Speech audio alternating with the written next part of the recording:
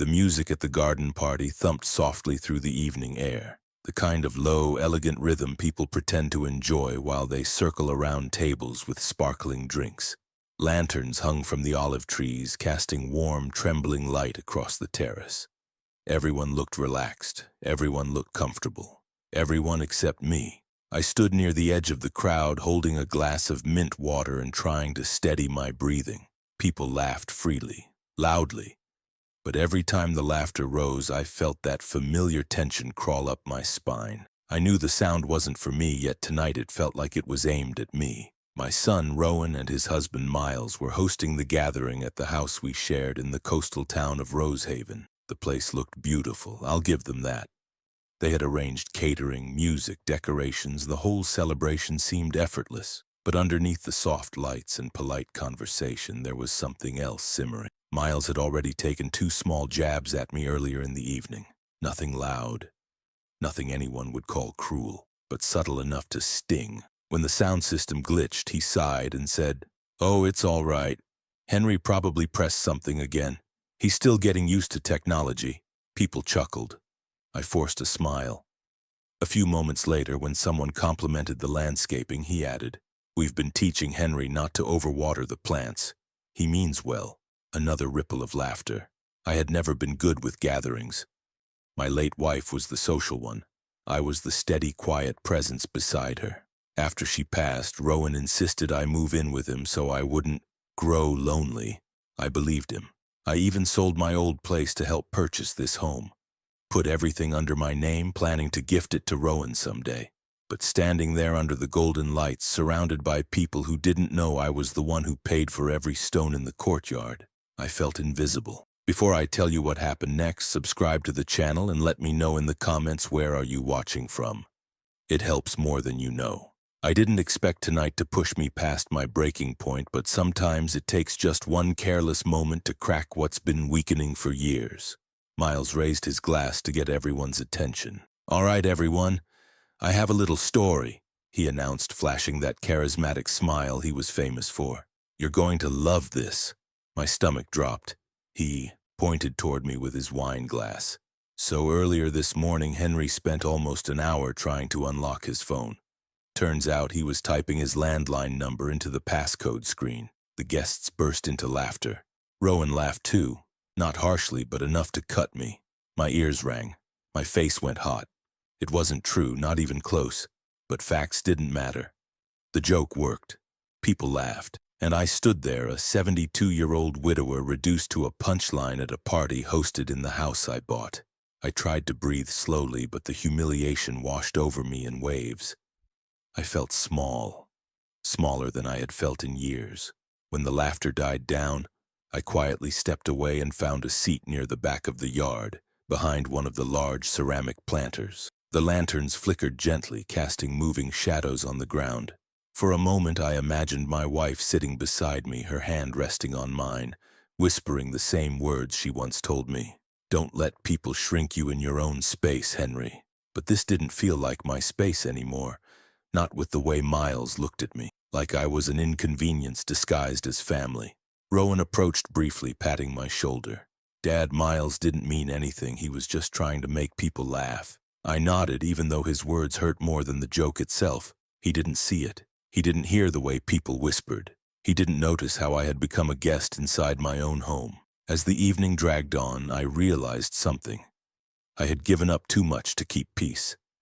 I had given up my pride, my space, my voice, but there was one thing I still had: ownership of the house. And sitting there beneath the swaying lantern light, I felt something inside me settle. Not anger, not spite, a decision, a quiet, steady decision. And the very next morning, before the sun had fully climbed over the harbor, I made a phone call that would change everything. A call neither Rowan nor Miles ever expected. I woke before dawn, long before the gulls began circling above the harbor. The house was quiet. Too quiet, the kind of silence that feels heavy rather than peaceful. I sat at the kitchen table with a cup of chamomile tea, staring at the steam curling upward. My hands didn't shake, but my chest felt tight. I replayed the previous night in my mind. The laughter, the tapping of glasses, the way Miles held court as if he were some charming storyteller. And the part that hurt the most, the way my own son had joined in. Not maliciously, not intentionally, but carelessly. Carelessness wounds in its own way. I had allowed myself to become the harmless old man who lived in the extra room, someone easy to joke about, someone whose dignity was optional. That realization pressed on me harder than the joke itself. When the first streak of sunlight touched the edge of the window, I reached for my phone. For a moment, I hesitated. I knew what calling my attorney meant, not just legally, but emotionally. It would draw a line between the life I had been tolerating and the life I had the right to reclaim. Still, I dialed. Henry? The warm voice of my lawyer, old Mr. Whitaker, floated through the line. It's been a long time. Yes, I said, steady but calm. I need your help. What do you need, my friend? I want to sell my house.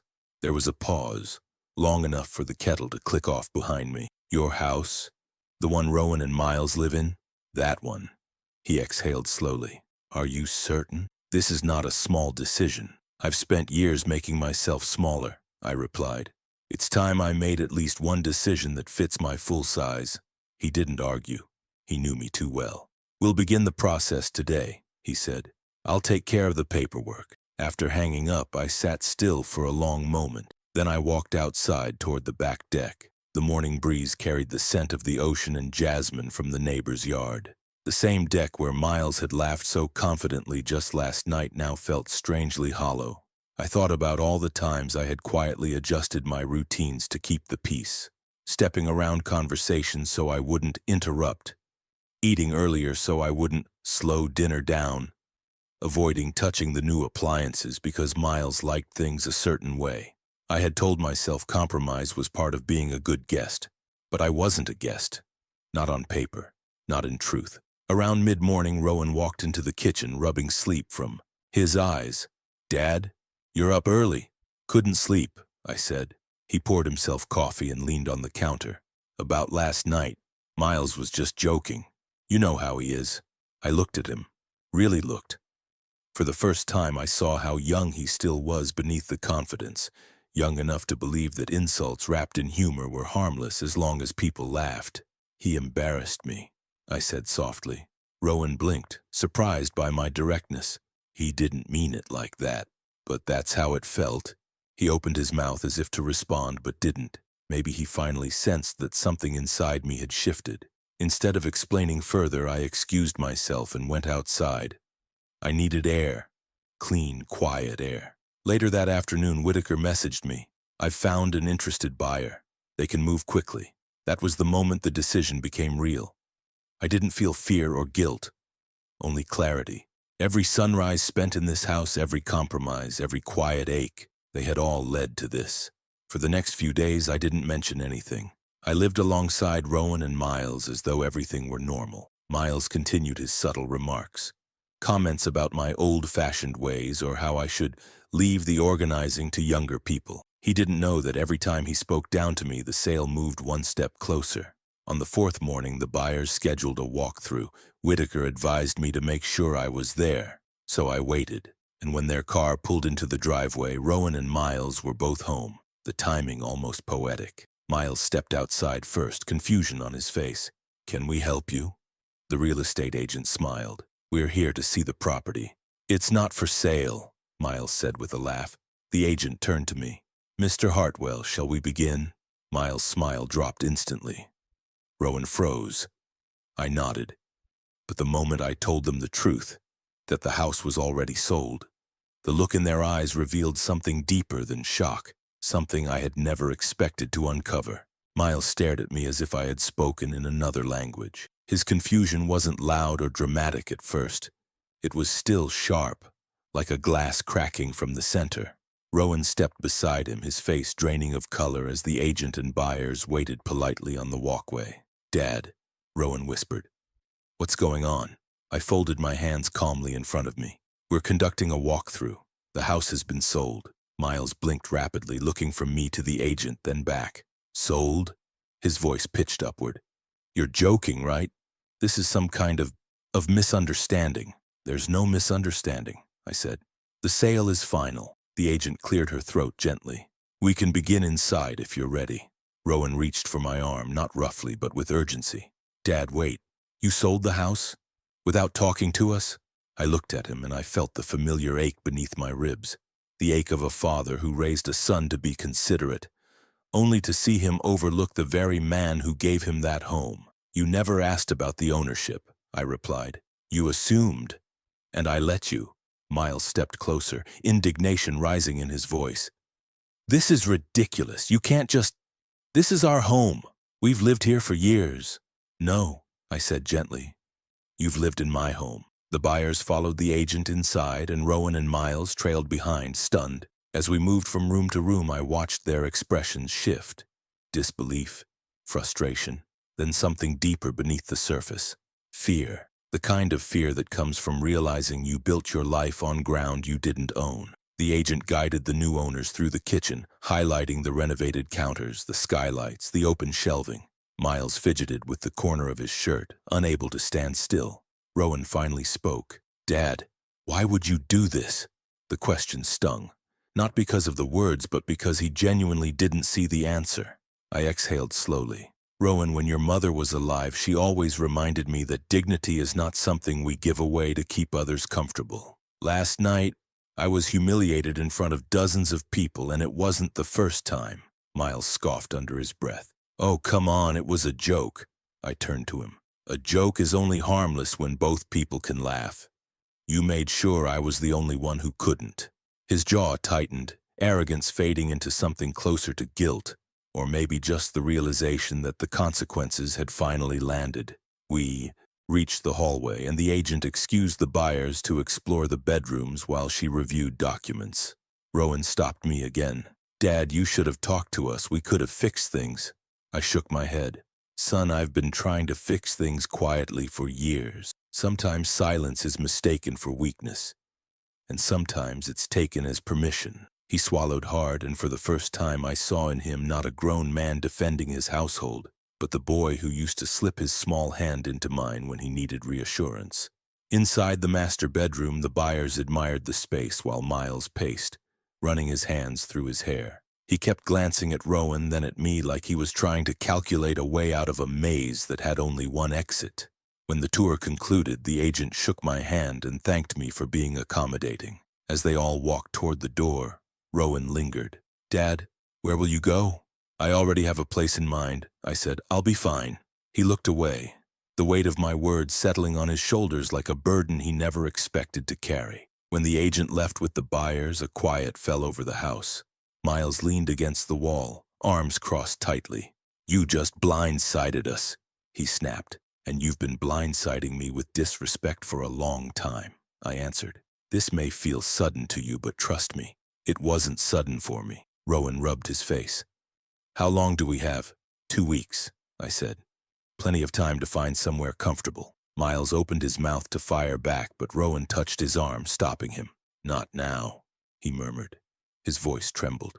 They stood there in the hallway, 2 men who had built a life in a house they believed they controlled, now facing the truth that they had never truly seen the man who made it possible. And in that moment I realized something. This wasn't just about last night. It was about years of eroding respect, thin layers of dismissal that had finally cracked. But what happened that evening, when Rowan knocked on my bedroom door with red eyes and a trembling voice, revealed a truth deeper than disrespect, a truth that changed everything I thought I knew about my own son. That evening the house felt strangely hollow, as if the walls themselves were holding their breath. Miles stayed in the living room, pacing like a restless storm cloud, muttering under his breath about legality, fairness, betrayal, all the things people shout when they realize they have run out of ground to stand on. Rowan, however, had disappeared down the hallway right after the buyers left. I retreated to my bedroom. It wasn't much, just a modest space with a desk, a reading chair, and a framed photograph of my late wife sitting on the dresser. Whenever I felt lost or overwhelmed, I would look at her smile, soft and steady, the sort that reminded me why compassion mattered. Tonight, though, compassion felt like a thread stretched thin. I sat on the bed, shoes still on, listening to the muffled sounds in the house. At some point, the murmurs died down. The stillness returned, and then a soft knock. Dad, can I come in? Rowan's voice, small, unsure. Of course, I said. He stepped inside, closing the door behind him. His eyes were red, though he wasn't crying now. He looked like someone holding himself together through sheer force of will. He sat in the chair across from me, elbows on his knees, hands clasped tightly. For a long moment, neither of us spoke. Finally, he exhaled, the air leaving him like he'd been holding it in all day. "I'm sorry," he said quietly. "For all of it." I didn't respond immediately. His apology was real. I could hear it in the way his voice softened, in the way his shoulders seemed to sag with remorse. But apologies are not magic. They don't erase years of someone feeling invisible. "What are you sorry for?" I asked gently. He swallowed. "For laughing at you last night. For not standing up for you. For letting Miles treat you like you were less. And for thinking you'd always just endure it." His voice cracked on the last word. I felt something tighten in my chest. Not anger, but grief. Grief for all the moments he'd missed, all the signs he'd ignored, all the ways I had made myself smaller so he wouldn't feel burdened by me. "I never wanted you to feel unwelcome here," Rowan said. "I never wanted you to feel disrespected." "I know you didn't mean harm," I said, "but sometimes harm comes anyway." His eyes fell. "You're right." I leaned back, letting the silence settle before I continued. "Son, when your mother was sick, you were young, but you saw how hard we fought to hold on to dignity. She used to tell me that respect is not an ornament. It's the frame that holds a home together. Without it, everything collapses." Rowan nodded slowly. "I remember. Your husband," I paused, choosing my words with care, "is not cruel by nature, but he is careless with his words. And you have let that carelessness grow roots." Rowan looked at me, jaw trembling. "Dad, I didn't realize how much it hurt you. I thought you were okay with it. I thought you just laughed it off." "Sometimes people laugh to keep from breaking," I replied. He pressed his palms to his eyes, one tear slipping out. "I should have protected you. You're my father." I stood and placed a hand on his shoulder, something I hadn't done in far too long. "Rowan, I don't need protection. I need respect. And I need you to see what I've been quietly carrying." He nodded again, wiping his eyes. Then he said something I didn't expect. "Selling the house. I understand why you did it, but Miles doesn't, and he's furious." "I know," I said. "He thinks you're doing this to punish us, but you're not. You're just reclaiming something." "That's right." Rowan took a shaky breath. "But there's something you don't know. Something I've been hiding because I didn't want to disappoint you." That made me sit down again. "What is it?" He hesitated, looking toward the door as if making sure Miles wasn't nearby. His voice dropped to a whisper. "I lost my job 2 months ago." I froze. He continued. "I told Miles I still had it because I didn't want him to worry. I've been interviewing, applying, everything, but I haven't told you because, well, you already gave us so much. I didn't want to seem like a failure." My breath caught. "Why didn't you come to me?" "Because I was ashamed. Because I thought you'd look at me differently. And because Miles—" He trailed off, shaking his head. "Miles thinks you're old-fashioned, but he doesn't understand what you sacrificed. He doesn't see it." I felt a wave of understanding wash over me. This wasn't just about jokes. This wasn't just about disrespect. This was about the fragile foundation of their life, one they were trying desperately to keep hidden. "Dad," Rowan whispered, "I don't want to lose you over pride or over him. I just want to make this right." I exhaled slowly, absorbing everything. The humiliation, the years of silence, the truth my son had finally revealed. And slowly, a new understanding began to take shape. Not forgiveness yet, but clarity. But the next day, when Miles confronted me alone, without Rowan, without pretense, he revealed something that shifted the entire story, something that made me question whether selling the house was only the beginning. The next morning, the house felt heavier than usual, as if the conversation Rowan and I shared the night before had changed the air itself. I woke early, the way older men often do, long before anyone else stirred. I brewed tea, opened the curtains, and watched the sun rise over Rosehaven Bay. The water reflected soft gold, calm and unwavering. I wished I could say the same about myself. I heard footsteps behind me, not Rowan's gentle shuffle. These were sharper, quicker, almost clipped. Miles. He appeared in the doorway, arms crossed, his expression carved out of stone. "We need to talk," he said. I nodded, taking a seat at the table. He sat across from me, posture rigid, jaw clenched so tightly I could see the muscle twitch. "You blindsided us," he began. "I still can't believe you sold the house without even mentioning it." I didn't respond right away. I had learned over many years as a teacher and a father that silence can reveal more than speech. Miles leaned forward. "Rowan is devastated. Do you understand that? He thinks he failed you. He thinks this whole thing is his fault." That surprised me. "Rowan is not at fault," I said. "No," Miles snapped. "But he blames himself, and he told me what you two talked about last night." I raised an eyebrow. "Then you also know the truth. You know why this happened." He exhaled sharply. "Yes. I know I said some things I shouldn't have, and maybe the jokes went too far. But that's not the whole story, Henry. You think I humiliated you just for fun? You really believe that's all there is to it?" My fingers tightened around the warm ceramic of my tea mug. "What other reason would there be?" Miles hesitated. Not something he did often. His confident posture faltered for a brief moment, giving way to something far more complicated. He looked toward the window, gathering his thoughts. "When Rowan lost his job, everything shifted." I held my breath. "He didn't tell you because he didn't want to burden you, and he didn't tell me for almost a month. Do you know how that feels? Being shut out by the person you're married to? Waking up next to someone who's slowly drowning but refuses to say a word?" His voice trembled. "With anger, yes, but also something I hadn't expected. Fear." "Miles," I said slowly, "job loss is difficult, but it doesn't explain—" "Yes, it does," he interrupted. "Because Rowan idolizes you. Even if he won't say it out loud, he thinks you built everything with your bare hands. He thinks you're perfect." I shook my head. "No one is perfect." "Maybe not," Miles said, "but in his eyes you're close enough. And when he lost his job, he felt like he failed you. Like he wasn't living up to the man you raised him to be." I opened my mouth, but Miles continued. "And I didn't know how to handle it. I tried to keep things light. I tried to make jokes to ease the tension, but the jokes turned sharp and I turned sharper. I started projecting my frustration.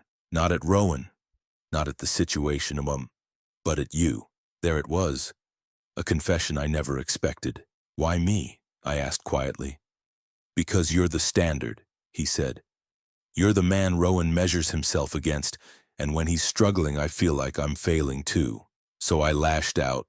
I shouldn't have. And last night, what I said wasn't funny.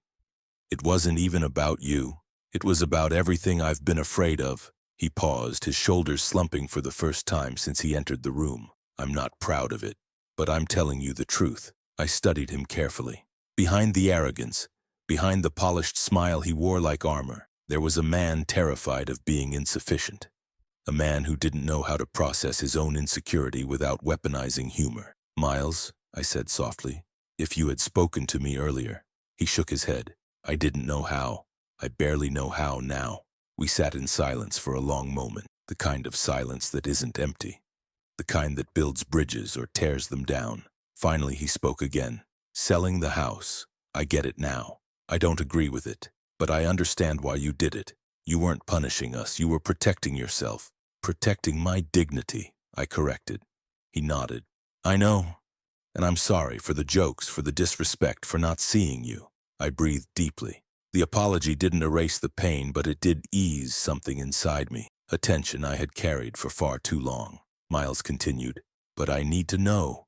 What happens now? Where do we go from here?" And that was the question, wasn't it? The house was sold. The buyers were moving in. Rowan and Miles had 2 weeks.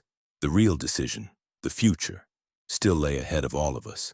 And when Rowan joined us later that afternoon, the three of us finally sat together. Not as adversaries, but as a fractured family. And the solution we arrived at was something none of us expected, and something that changed our lives in a way even selling the house couldn't. That afternoon, Rowan found us both sitting at the kitchen table. Not arguing, not raising our voices, just sitting in a silence that felt strangely level, as if everything that needed to be said had finally surfaced. He looked between us, worry clouding his expression. "Did you two talk?" he asked quietly. Miles nodded. "We did." Rowan pulled out a chair and sat beside him, his posture tense but hopeful. "So, what happens now? I know the house is sold. I know we only have 2 weeks. But I don't want this family to break apart over mistakes. Mistakes we can still fix. His voice cracked at the last word. I leaned forward. Rowan, the house was never meant to be a weapon. I didn't sell it to hurt you. I sold it because I forgot my own worth. And last night reminded me of that. But that doesn't mean I want distance between us forever. Rowan exhaled shakily, his eyes glistening. Dad, I don't care about the house. I care about losing you. You're not losing me, I said. You're gaining a boundary I should have set long ago. Miles reached for Rowan's hand. Henry, I meant what I said earlier. I'm sorry, and I want to do better for him and for you. There was something earnest in his voice, something stripped of bravado. It wasn't the tone of a man defending himself. It was the tone of a man ready to learn. Rowan swallowed. We've been talking, and we want to ask you something. If you're open to it. I braced myself. My son looked nervous, almost boyish. We found a small apartment a few streets away. He began. It's nothing fancy, but it's enough for us while I get back on my feet. But we don't want to leave things broken between us. We want to rebuild. Slowly. Properly. I nodded. That sounds reasonable. But, Rowan continued softly, we also don't want you living all the way across town by yourself. We know you said you found a place and we respect that. But we were wondering if you'd consider something else. I raised an eyebrow. Such as? Miles cleared his throat. There's a cottage available right next to the apartment we're renting. It's quiet, close to the bay, lots of sunlight. If you took it, we wouldn't be under the same roof anymore, but we wouldn't be distant either. You'd have your space.